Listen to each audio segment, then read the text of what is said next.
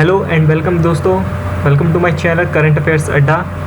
आज मैं आप लोगों के लिए टॉप 10 सिलेक्टेड क्वेश्चंस लाया हूँ। अगर आपको ये वीडियो अच्छा लगे तो प्लीज़ इस चैनल को सब्सक्राइब कर लेना। चलिए अपने क्वेश्चंस की तरफ बढ़ते हैं। किस राज्य द्वारा स्मार्ट किचन योजना की घोषणा की गई है? किस राज्य द्वारा स्मार्ट किचन योजना की घोषणा की गई थी? याद रखना, इसका आंसर होगा केरल। ठीक है, केरल के मुख्यमंत्री पिनाराई विजयन ने राज्य में स्मार्ट किचन योजना के कार्यान्वयन पर दिशा निर्देश और सिफारिशें तैयार करने के लिए एक सचिव स्तर की समिति की घोषणा की है। योजना के बारे में जान लें। स्मार्ट किचन योजना 10 जुलाई 2021 तक शुरू की जाएगी। इस योजना के तहत राज्य की महिलाओं को रसोई घर के नवीनीकरण के लिए ऋण दिया जाएगा। इस योजना में कम ब्याज दर पर ऋण उपलब्ध करवाया जाएगा। यह योजना महिलाओं के घरेलू श्रम के कार्यभार को कम करने का प्रयास करेगी। ठीक है, तो ये योजना से संबंधित क्वेश्चन है, तो ये पक्का आपका एसएससी में आएगा। चलिए नेक्स्ट क्वेश्चन देखते हैं। सेहत ओपीडी पोर्टल किसके द्वारा लॉन्च किया गया है? तो याद रखना, राजनाथ सिंह द्वारा ये लॉन्च किया गया, रक्षा मंत्री राजनाथ सिंह द्वारा। ठीक है, इसका फुल फॉर्म देख लीजिए, service e health assistance and telecommunication. ठीक है, ये भी पोर्टल से रिलेटेड है, तो एसएससी ये पूछ सकती है।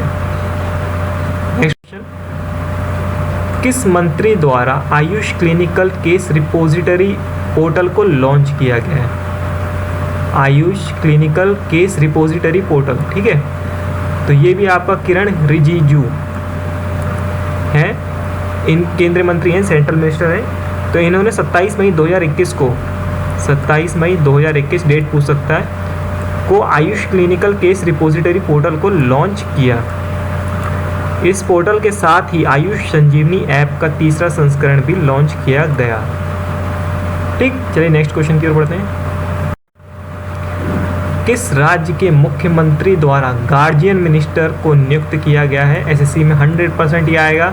गार्जियन मिनिस्टर कहाँ पे नियुक्त किए गए हैं? तो याद रखना, ये असम में नियुक्त किए गए हैं। असम के मुख्यमंत्री जो हैं, असम के मुख्यमंत्री हेमंत बिस्वा शर्मा। ठीक है, हेमंत बिस्वा शर्मा ने राज्य में गार्जियन मिनिस्टर्स को नियुक्त किया है। नेक्स्ट क्वेश्चन, किस भारतीय अर्थशास्त्री को सामाजिक विज्ञान में स्पेन का सर्वोच्च पुरस्कार प्रदान किया गया है? ध्यान रखना, इंडियन इकोनॉमिस्ट हैं जिनको स्पेन का सर्वोच्च पुरस्कार प्रदान किया गया है, तो वो है अमर्त्य सेन। ठीक है, अमर्त्य सेन है जिनको स्पेन का सर्वोच्च पुरस्कार प्रदान किया गया है। ठीक, अब इनके बारे में भी जान लें। अमर्त्य सेन को सामाजिक विज्ञान श्रेणी में स्पेन के सर्वोच्च पुरस्कार प्रिंस ऑफ ऑस्टूरियस अवार्ड से सम्मानित किया गया है।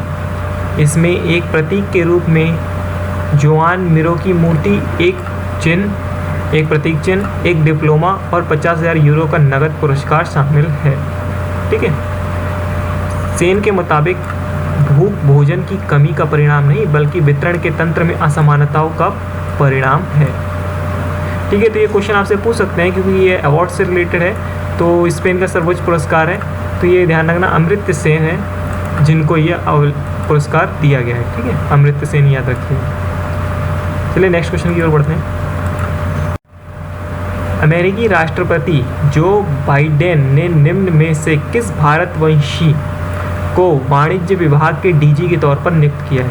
तो अरुण वेंकटरमन है जिन्हें वाणिज्य विभाग के डीजी के तौर पर नियुक्त किया गया। ठीक है, एक्चुअली में इन्हें नियुक्त इसलिए किया गया है क्योंकि इन्हें क्या काफ़ी एक्सपीरियंस हो गया था, 20 साल से ज़्यादा का इन्हें अनुभव हासिल है।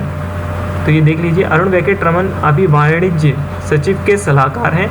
व्हाइट हाउस की ओर से जारी बयान के अनुसार वेंकटरमन को कंपनियों को अंतर्राष्ट्रीय संगठनों और अंतर्राष्ट्रीय व्यापार के मुद्दों पर अमेरिकी सरकार को सलाह देने का 20 साल से ज़्यादा का अनुभव है, इसलिए इन्हें वर्तमान में वाणिज्य विभाग के डीजी के तौर पर नियुक्त किया गया। ठीक है, तो याद रखना अरुण वेंकटरमन। Next question,